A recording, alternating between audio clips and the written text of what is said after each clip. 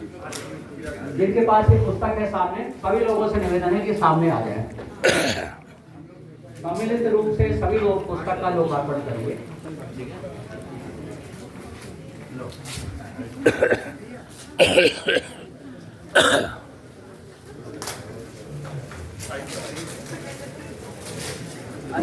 नीचे आ जाओ, दो रूम में आएंगे। हम लोग ऊपर में कर लेंगे।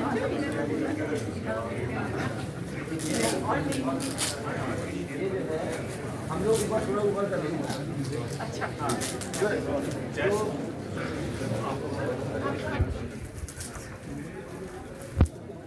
आ जाओ, हम उसको बुला लो।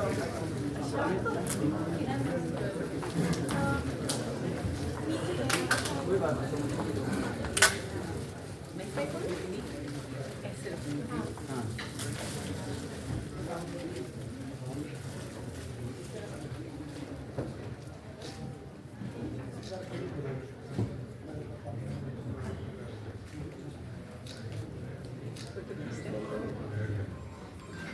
ये कोई पुस्तक नहीं है, ये बहुत ही पावन ग्रंथ है उत्तराखंड के क्रांतिकारियों के विषय में।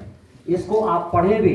सभी लोगों से निवेदन है कि इस पुस्तक को अवश्य खरीदें और इसको पढ़ें भी, और केवल पढ़कर ना छोड़ें, इससे प्रेरणा भी लें। तो उसे कहते हैं पढ़े भी और कढ़े भी, दोनों काम करना है।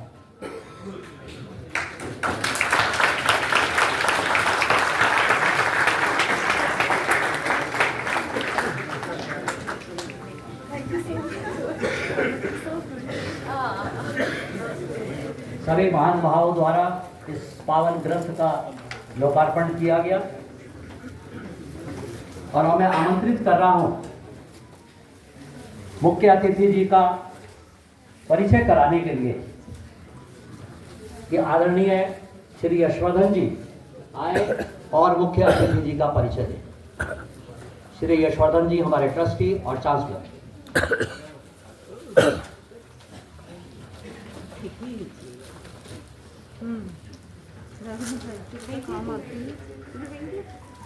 भारत माता की जय।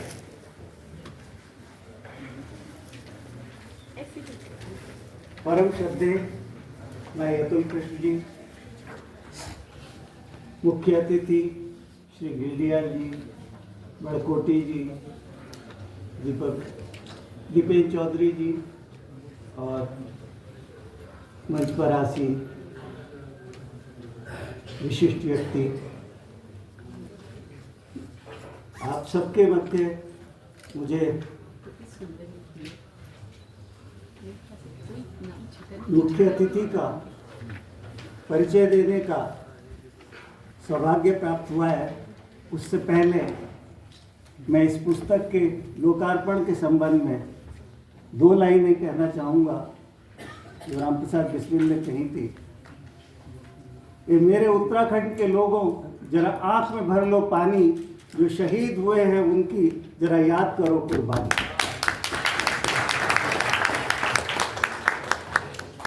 परम श्रद्धेय भाई अतुल कृष्ण जी बहुआयामी व्यक्तित्व के धनी हैं और इस कृति के माध्यम से उन्होंने हमारी इस युवा पीढ़ी को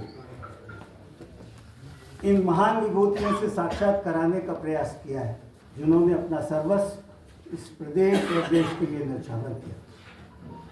भाई अतुल कृष्ण जी के बारे में मैं दो पंक्तियाँ पहले कहना चाहूँगा, उसके बाद मैं मुख्य अतिथि का परिचय दूंगा।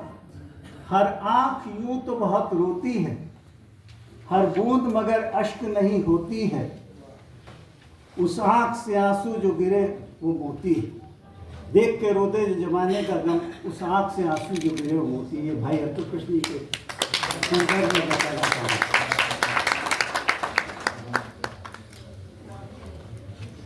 अब मैं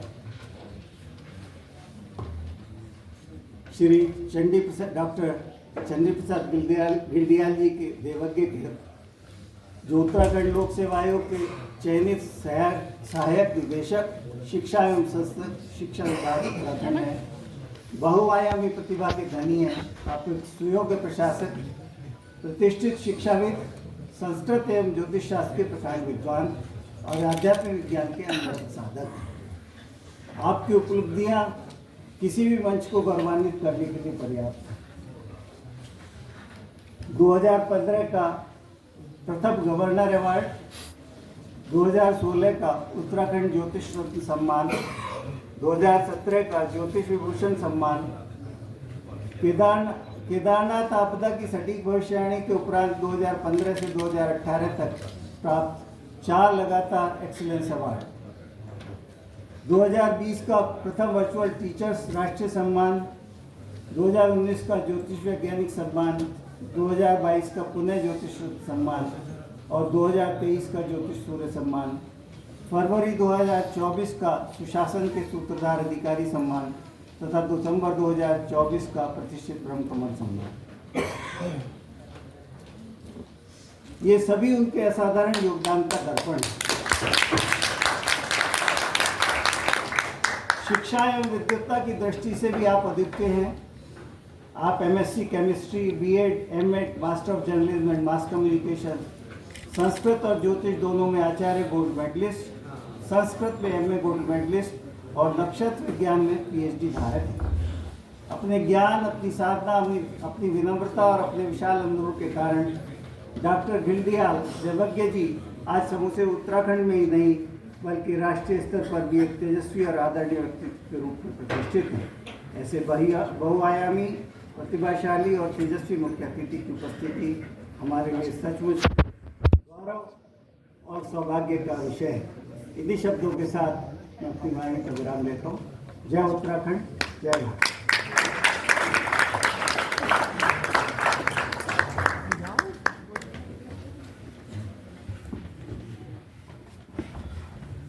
उत्तराखंड के तेजस्वी सूर्य डॉक्टर घिल्डियाल को आमंत्रित करते हुए मुझे हर्ष का अनुभव हो रहा है। हम गौरवान्वित हैं आपको मुख्य अतिथि के रूप में पाकर।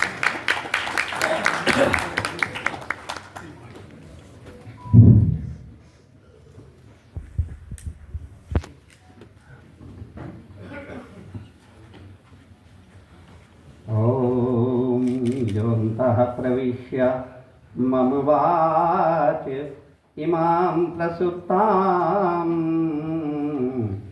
संजीवयत्यखिलशक्तिधर स्वधाम्नाम् अन्यश्च हस्तचरणश्रवणत्वगादीन् प्राणान्नमो भगवते पुरुषाय तुभ्यं प्राणान्नमो भगवते पुरुषाय तुभ्यं गायन्ति देवा किल गीतकानि धन्यास्तु ते भारत भूमि भागे स्वर्गापवर्गात् पद्मार्भूते भवन्ति भूया पुरुषा सुरत्वात् भवन्ति भूया पुरुषा सुरत्वात्। भारत माता की जय। भारत माता की जय। भारत माता की जय। वंदे मातरम वंदे मातरम वंदे मातरम। अद्याः मार्गशीर्ष मासस्य एकादशी संयुक्त द्वादश्यां शुभपुण्यतिथौ रविवासरेण संयुक्तेन इदानीम् उत्तराखंड राज्यस्य देहरादून जनपदे पछवादून क्षेत्रे सुभारती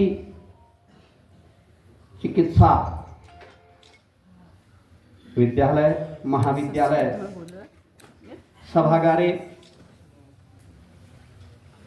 श्रीमन्तः आदरणीयः प्रातस्मरणीयः डॉक्टर अतुल कृष्ण महोदयस्य विरचितः पुस्तकः उत्तराखंड के क्रांतिकारी विमोचन अवसरे मंचे आसीन अत्यंत वंदनीय उत्तरांचल उत्थान परिषदस्य संस्थापक,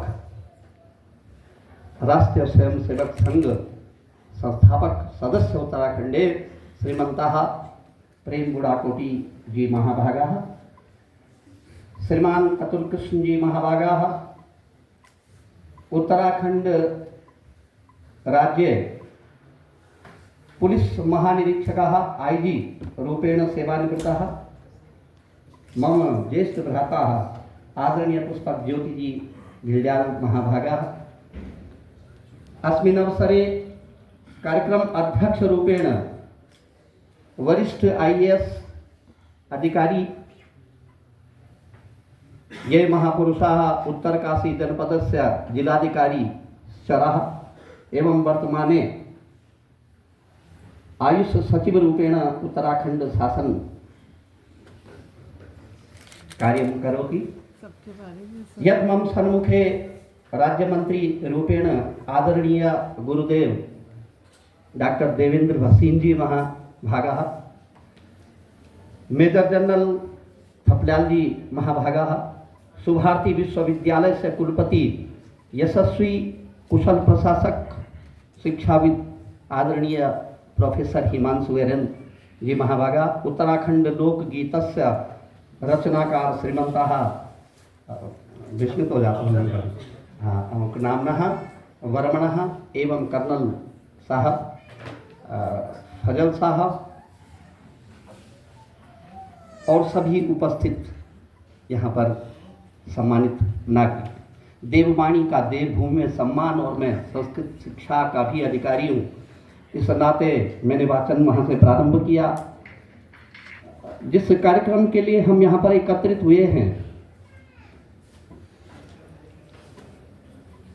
और जिस मंच पर आदरणीय दीपेंद्र चौधरी जी बैठे हैं अध्यक्षता करने के लिए, और मैं उनकी एक खासियत बताना चाहता हूँ। परसों सर का फोन आया ऑफिस से मुझे, जब सर ने उसमें पढ़ा मेरा नाम कि मुख्य अतिथि के रूप में मैं आ रहा हूँ यहाँ, तो तत्काल अपने डिप्टी सेक्रेटरी से मुझे फ़ोन मिलवाया। व्योमकेश दुबे जी हैं आपके जो, तो मैंने पहले उनको प्रणाम किया। जब उन्होंने कहा मैं व्योमकेश दुबे, उनको यह अपेक्षा थी मैं नहीं जानता, उन्होंने कहा मैं व्योमकेश दुबे बोल रहा हूँ, तो मैंने कहा दुबे साहब आप तो पहले शिक्षा भी थे, अंडर सेक्रेटरी थे, मैं जानता हूँ। बोले आजकल मैं सर के साथ हूँ और सर आपसे बात करेंगे, सचिव साहब आपसे बात करेंगे।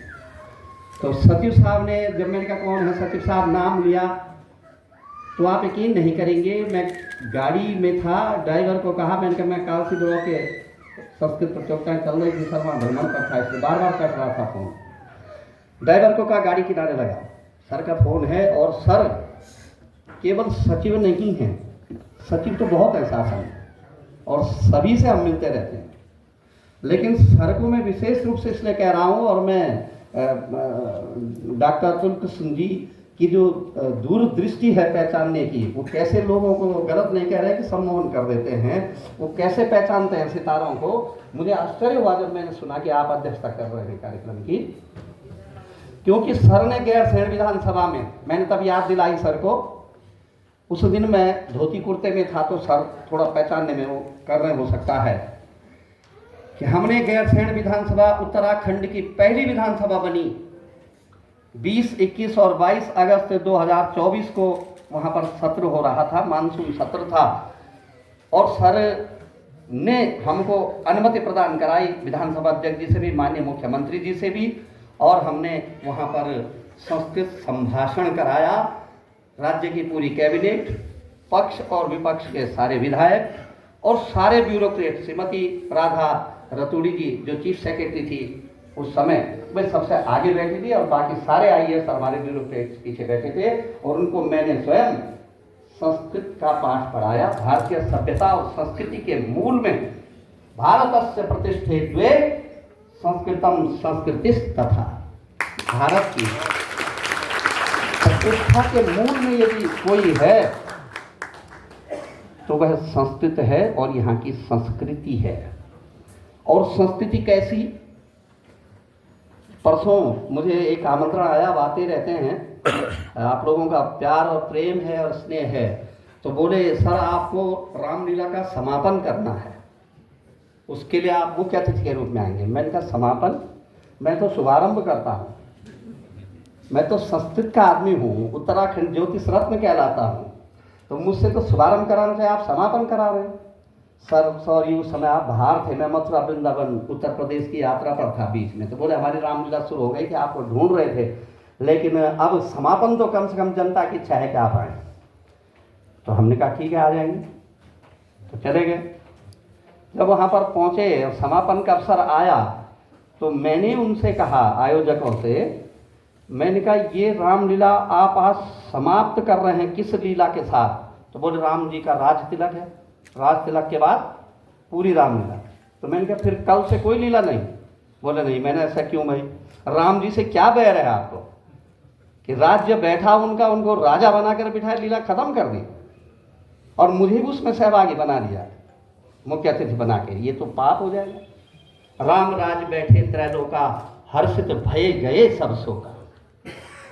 ऐसे शोक रहित राज्य की स्थापना हो रही हो और आप रामलीला का समापन कह रहे हैं? ये तो शुरुआत होनी चाहिए, ये तो शुभारंभ होना चाहिए। हाँ, शुभारंभ ही है। मैंने कहा इसलिए कि हमारा भारतवर्ष राजभोग को महत्व नहीं देता है ज़्यादा, हमारी त्याग की संस्कृति है। रामायण कहती है, सभी विद्वान लोग बैठे हुए हैं, कि भगवान श्री राम ने इस अखंड भरत खंड पर 10 सहस्त्र वर्षों तक राज्य किया। 10,000 वर्षों तक वे राजा रहे। ऐसा राजा न भूतो न भविष्य की कहा गया। श्री रामो सदृशो राजा न भूतो न भविष्यति लिखा हुआ है। बहूनि संति तीर्थानि देवभूमिस्य भारतः। भारतवर्ष में तीर्थ ही तीर्थ हैं। बहूनि संति तीर्थानि देवभूमिस्य भारतः। और श्री बद्रीनाथ सदृशो तीर्थम न भूतो न भविष्य, ये लिखा है। तो श्री राम जिनका ऐसा राज्य, परंतु नहीं, हमने उसको भी महत्व नहीं दिया। हमने महत्व किसको दिया? सिर्फ और सिर्फ 10,000 में से हटा करके वो 14 वर्ष, केवल 14 वर्ष रहे वो वनवास में, राजपाट छोड़कर। उसी की पूजा है, उसी की लीला खेलते हैं, युगों तक खेलते रहेंगे, खेल रहे हैं अभी भी। राम जी कैसे बन गए? पिता की आज्ञा से राज्य भी छोड़ देना चाहिए और एक राजा को किस प्रकार के चरित्र, किस प्रकार का आचरण अपनाना चाहिए, उसकी जो मिसाल उन्होंने 14 वर्षों में कायम की, उसको भारतवर्ष नहीं भुला सकता। और जिस दिन भुलाएगा उस दिन भारत भारत नहीं रहेगा। जैसे बिना कवि कालिदासस्य भारतम भारतम नहीं, भारत भारत नहीं कहलाएगा। मैं प्रणाम करता हूं डॉक्टर अतुल कृष्ण जी को। कृष्ण जी ने मथुरा को स्वतंत्र किया और उसके बाद द्वारिका बसाई। कहाँ है द्वारिका? गुजरात में, वहां बसाई। और उसके बाद प्रभास क्षेत्र में श्रीमद् भागवत कहती है कि उन्होंने अपने ही नाती पोते संतान सबको विनष्ट कर दिया और द्वारिका को भी डुबा दिया, क्योंकि कहीं कॉन्फिडेंस हिल गया कि द्वापर का युग अंत होने वाला है और कलयुग आने वाला है। अब क्या होगा? मेरे ये नाती पोते ये भी सब अत्याचारी हो सकते हैं, इनको भी रखना ठीक नहीं है। वे द्वारिका बसा पाए, लेकिन भारतवर्ष में, भरत खंड में सुभारत की शुरुआत नहीं कर पाए। कलयुग आ ही गया और उस सुभारती की जो स्थापना अतुल कृष्ण जी ने की है, तो इसलिए कृष्ण नहीं अतुल कृष्ण है। अतुलनीय कृष्णा या सौ अतुल कृष्णा, जिनके नाम का मैं व्याकरण की दृष्टि से खंडन मंडन करूं तो अतुलनीय कृष्णा सौ अतुल कृष्ण, इसलिए इनका नाम संभवतः पढ़ा ही ऐसे पहले। और मुझे आश्चर्य होता है जब मैंने आपके बारे में देखा कि 22-24 साल की उम्र में, जब खेल खेलने की उम्र होती है और कोई गंभीरता नहीं होती है, उस समय पर सुभारती का चिंतन दिमाग में आ जाना। तब MBBS कर ही रहे थे और सुभारती नाम रखने का आपने चिंतन कर दिया और सुभारती नाम से संस्थाएं चलानी शुरू कर दी। मेरठ में भी है और यहाँ भी है, तो बड़े आश्चर्य का विषय है। और बहुत लॉन्ग लाइफ मैं आपकी पुस्तक की यदि बात करूं, सतीश साहब ने मुझे पूछा परसों कि आपने पढ़ी किताब? आप मुझे कहती थी हैं तो आपने किताब पढ़ी है? तो मैंने कहा जी सर पढ़ी है, मेरे पास भेजी गई थी, डॉक्टर साहब ने मेरे पास भेजी थी प्रूफ रीडिंग के लिए कि कोई शब्द गलत ना हो जाए। आप संस्कृत के हैं तो आप देखेंगे कि कोई चीज़ गलत ना हो जाए इसमें। मैं किताबों पर विवाद भी हो जाया करते हैं, तो कोई ऐसी बात ना हो जाए इसमें।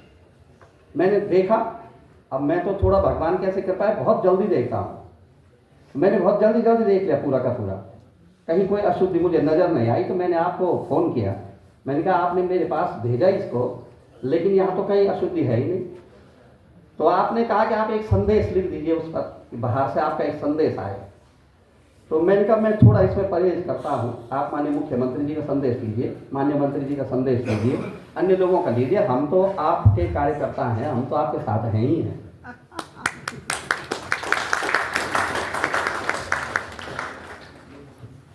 आपने जो किताब लिखी है वह एक दृष्टांत है, मैं उसे किताब नहीं उसे एक दृष्टांत मान रहा हूँ, जैसा मैंने उसको देखा है। तो दृष्टांत किस रूप में है कि भगवान श्री कृष्ण, क्योंकि आपका नाम कृष्ण है तो बार बार कृष्ण जी ही मुझे याद आ रहा है।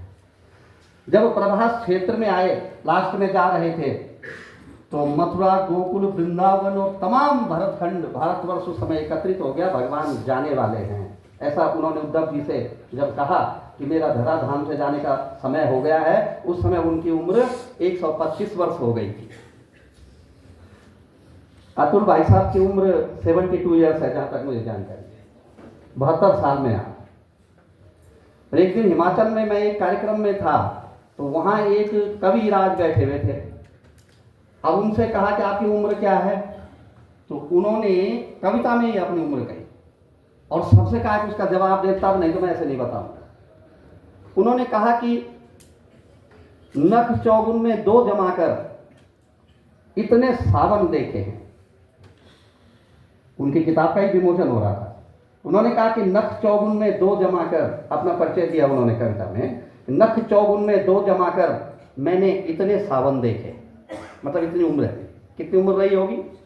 MBBS के छात्र बताएं। पूछता भी हूं मैं शिक्षक भी रहा हूं। मैथमेटिक्स कमजोर होती है। हाँ ये तो है। नख चौगुन में 2 जमाकर मैंने इतने सावन देखे हैं, पर राम अभी तक मिला नहीं है। मैंने रावण बहुत से देखे।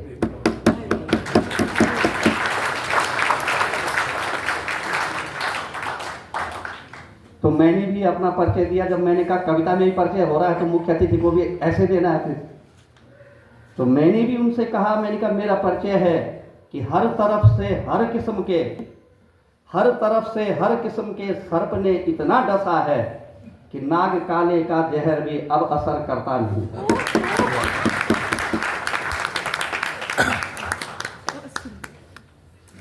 डॉक्टर अतुल कृष्ण जी अतुलनीय हैं वास्तव में। दृष्टांत इसलिए माना कि प्रभास क्षेत्र में जब भगवान के सामने भरतखंड खड़ा हुआ तो वहां लड़ाई 2 की जुड़ गई, 2 की लड़ाई हो। गोपियां तो देख ही रही थी, रानियों पर भी काले बकरे बराबर, क्योंकि रानियां साथ थी, गोपियां नचाई थी बचपन में, इकट्ठे नहीं होने दी।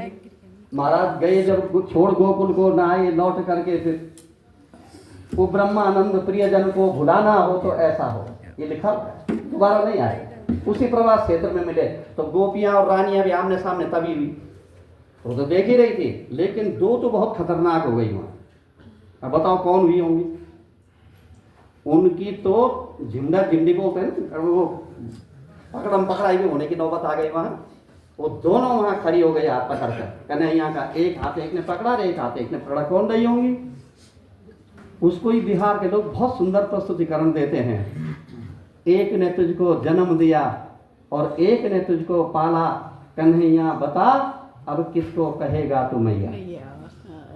तूने यशोदा को कहा कि माखन खिला मैं तो तेरा हूं, उधर देवकी को कहा कि मैं तो तेरा हूं, अब आज बता सबके सामने। पूरा भारतवर्ष देखना चाहता है, क्योंकि एक युग पुरुष का अवसान हो रहा है, एक युग का अवसान हो रहा है कृष्ण जी के जाने से। तो निश्चित रूप से भारतवर्ष जानना चाहता था, भरतखंड और दुनिया और विश्व ये जानना चाहती थी कि भगवान श्री कृष्ण क्या निर्णय देते हैं।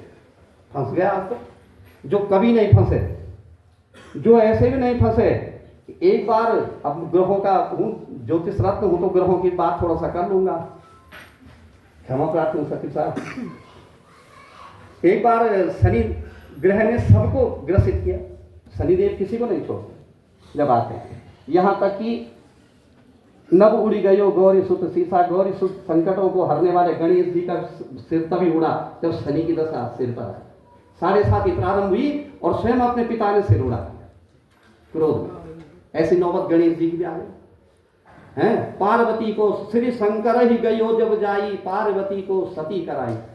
शंकर भगवान पर भी पहुंच गए और सती भस्म हो गई। ब्रह्मा जी पर पहुंचे और उनकी सृष्टि सारी डूब गई। भगवान को आना पड़ा उठाने के लिए, बड़ा अवतार हुआ। ये शनिदेव की करामात, अपनी सामर्थ्य दिखाई उन्होंने। लेकिन नारद जी भगवान के परम भक्त हैं, एक दिन शनि को चिढ़ाने लगे जाकर, बोले सबको तो कर दिया लेकिन मेरे श्री हरि को नहीं कर पाया, जिनका मैं नारायण नारायण बोलता रहता हूँ, उन पर नहीं लगा तो कभी। हाँ बहुत अच्छा कहा, अच्छा इतना घमंड है तुम्हें, अब भी इसी समय। अरे नारद जी ने कहा मैंने ये क्या कर दिया। शनिदेव उसी समय उड़ान भरी और सीधे क्षीर सागर, क्षीर सागर में भगवान लेटे हुए हैं, लक्ष्मी जी बैठी हुई हैं। शनिदेव दूर से जैसे आए, ओहो, भगवान ने कहा कुछ गड़बड़ हो गया। शनिदेव वहां पर पहुंचे, कोई शिष्टाचार नहीं। बोले नारायण, बोले हाँ। बोले आज एक प्रश्न का जवाब चाहिए बस, इधर उधर की बातें कुछ नहीं, तुम बोलने में बहुत माहिर हो, इसलिए इधर उधर नहीं घुमाओगे, सीधे सीधे जवाब दो। ये लक्ष्मी जी बैठी हैं? बोले हाँ। बोले तुमको इनमें और मुझ में से प्रिय कौन है? अब बताओ कैसा छोटा सवाल है कि लक्ष्मी जी और मुझ में से तुम्हें प्रिय कौन है, ये सवाल रख दिया भगवान के सामने। भगवान अब क्या बोलेंगे? शनिदेव ने सोचा बोलेगा लक्ष्मी प्रिय है तो मैं सिर में चढ़ूंगा, तो नाराज होने का अवसर मिलेगा ना। और बोलेगा कि तू प्रिय है तो लक्ष्मी जरूर जाएगी, नुकसान तो कहीं ना कहीं उठाना पड़ेगा। शनिदेव क्रूर होकर खड़े हो गए और लक्ष्मी जी भी आंखें दिखाने लगी भगवान को कि मेरी इंसल्ट न हो जाए। संदेश तो सर्वत्र फैलाएंगे कि लक्ष्मी को उन्होंने कहा कि नहीं, मैं तुम्हें प्रिय मानता हूँ। भगवान श्री नारायण ने बुद्धि और मति को स्थिर किया। देखिए बुद्धि और मति स्थिर करनी पड़ती है पहले। अस्थिर मति अस्थिर बुद्धि में लिखी हुई किताब पुस्तक उपद्रव मचाती है। जब मैं पीएचडी करने के लिए चला तो शंकराचार्य जी से दिल्ली में आदरणीय ब्रह्मलीन माधवाश्रम जी महाराज से दर्शन हुए उनके दिल्ली में। तो मैंने कहा मैं पीएचडी का सब्जेक्ट ढूंढ रहा हूँ महाराज, मुझे किसमें करनी चाहिए? अरे तुम तो विज्ञान के भी हो, एमएससी इन केमिस्ट्री और संस्कृत गवर्नमेंट, आओ तो मैं तुम्हें ढूंढ ही रहा था, आओ तुम्हारा पीएचडी का सब्जेक्ट। मैंने कहा क्या रखना है? कहा तुरंत लिखो भारतीय संस्कृति त्रियो हंता रहा। भारतीय संस्कृति का तीनों ने हरण किया। लिखो नंबर 1 महात्मा गांधी, लिखो नंबर 2 फलां, लिखो नंबर 3 नाम उन्होंने, मैं बोलूंगा नहीं आप, 3 नाम उन्होंने फटाफट। पर महात्मा गांधी जी का तो बोल ही दिया सीधे कि भारतीय संस्कृति त्रियो हंता रहा, इस पर पीएचडी करो। ये ज्ञान मैंने प्रणाम किया। मैंने कहा अच्छा? बोले हाँ। मैंने कहा महाराज जी भारतीय संस्कृति का तीनों ने हनन किया, इस पर तो बहुत बड़ा वैसा विषय हो जाएगा। मैं तो ज्योतिष के लिए आया हूँ, मुझे तो एस्ट्रोलॉजी में करना है, मैं ज्योतिष के उन मूल तत्वों को ढूंढना चाह रहा हूँ जो किताबों में लिखे हुए हैं, लेकिन लोगों का विश्वास धीरे धीरे उनसे उठता चला जा रहा है। लोग विश्वास करना बंद कर रहे हैं ज्योतिष पर। उनको लाऊं मैं ढूंढकर, और मेरा जो विषय है मैंने मन में तय किया है कि मानव शरीर पर ग्रहों का प्रभाव, उससे उत्पन्न समस्याएं और उनका समाधान, तो लोगों का कल्याण होगा, लोग कल्याण के लिए हो जाए। पुस्तक क्रोध में हमारे गुरुजी ने कहा, जो मेरे पीएचडी के फिर गाइड में, उन्होंने कहा बहुत अच्छा जवाब दिया। क्रोध में आवेश में पुस्तक नहीं लिखनी है, पुस्तक लिखना बहुत बड़ा काम है। और देखिए शुद्धता और अशुद्धता, राजा भोज के दरबार में नवरत्न थे। पुस्तक विमोचन है इससे बोल रहा हूं, और पुस्तक का क्या है? विमोचन। और संकट हरण कौन है? भगवान गणेश, मैंने अभी स्मरण किया उनका जब पुस्तक खोली। भगवान गणेश संकट हरण है और हनुमान जी क्या है? संकट अवमोचन और हरण में क्या अंतर है? एक संकट का हरण करते हैं गणेश जी और हनुमान जी संकट मोचन है। और राम जी को क्यों विमुक्त ये मोचन सौ श्री राम, और राम जी विमोचन करने वाले हैं। देखिए पुस्तक का विमोचन हो रहा है, मोचन नहीं है पुस्तक का, हरण भी नहीं है, मोचन है, विमोचन है। और विमोचन संकटों का भगवान श्री राम के सिवा कोई कर ही नहीं सकता, विमोचन है। अब लंबा समय हो जाएगा, कभी मैं फिर आपसे इस पर विस्तृत चर्चा करूंगा कि संकट का हरण क्या है गणेश जी का, संकट मोचन हनुमान जी क्यों हैं और विमोचन करने वाले श्री राम क्यों हैं। राजा भोज के दरबार में नवरत्न थे, उनमें आदरणीय कालिदास जी भी थे, जिनका जन्म इसी उत्तराखंड में हुआ। अभी आप गीत गा रहे थे और मैंने कहा भी कि बिना कवि कालिदासस्य भारतम भारतम नहीं, भारतस्य प्रतिष्ठे द्वे संस्कृतम संस्कृतिस्तथा, परंतु बिना कवि कालिदासस्य भारतम भारतम नहीं। बोले बिना कालिदास जी का नाम लिए भारत की संकल्पना नहीं की जा सकती। वो कालिदास जी रुद्रप्रयाग जनपद के कबीर था गाँव में जन्म, कालीमठ की देवी है जहाँ, वहाँ उनका जन्म स्थल है। तो कालिदास जी को सरस्वती सिद्ध हुई थी, यह तो आप सभी जानते हैं। और राजा भोज के दरबार में जो सब कवि थे उनमें एक सतंजय नाम के कवि भी होते थे। अब किताबें लिखने वालों की आपस में बड़ी डार होती है। अब देखना डॉक्टर तुलसी ने किताब लिखी, अब देखना ना किताब वाले अन्य जगहों से क्या ढूंढेंगे कमियां, वो लाएंगे अभी, वो बोलेंगे इसमें तो इनको छोड़ गया है, इन्होंने ये भी नहीं किया है, इन्होंने ये भी नहीं किया, अभी मुझे आएंगे कहीं छोड़। क्या मुख्य अतिथि थे डॉक्टर साहब, उस किताब में तो ये अधूरापन है। कौन करेंगे? जिन्होंने पुस्तकें लिखी हैं, वो लिखने वाले ही दूसरे लिख राइटर की किताबें पढ़ते भी हैं ध्यान से और फिर कमियां भी निकालते। जो जिस पेशे का होगा, सचिव साहब की कमियां अन्य सचिव भी निकाल सकते हैं। मैं निदेशालय का अधिकारी, मेरी कमियां मेरे निदेशालय का अधिकारी निकालेंगे। इस प्रकार जो जहां होता है उसके वही शत्रु भी होते हैं, मित्र भी होते हैं। तो वहां कालिदास जी को सरस्वती सिद्ध थी, तो वहाँ एक कवि सतंजय भी थे, नवरत्न थे, तो एक दूसरे को आगे पीछे करना चाहते थे, राजा की नजरों में करना था, राजा की नजरों में। कालिदास जी रोज सम्मानित होते थे, सतंजय को बड़ी दाह थी। तो एक दिन कालिदास जी कई गांव गए हुए थे भ्रमण पर, सतंजय ने अपने एक शिष्य को तैयार किया और एक चिट लिखी, उसके पास भी चिट लिखकर कि राजा के पास ले जानी है, कहीं किसी को नहीं दिखानी है, रास्ते में कोई मिलेगा उसको भी मत दिखाना। और उस पर एक श्लोक लिख दिया, विद्वान तो थे ही वो भी, एक श्लोक लिख दिया कि सीधे राजा को पढ़ाना बस। चेले ने रखा जेब में और भागा, राजा के यहाँ जाना है। रास्ते में कालिदास जी आ गए, रास्ते में मिले तो विरोधी का चेला देख करके वो समझ गए कुछ बात तो है। बोले बेटा कहाँ जा रहे हो?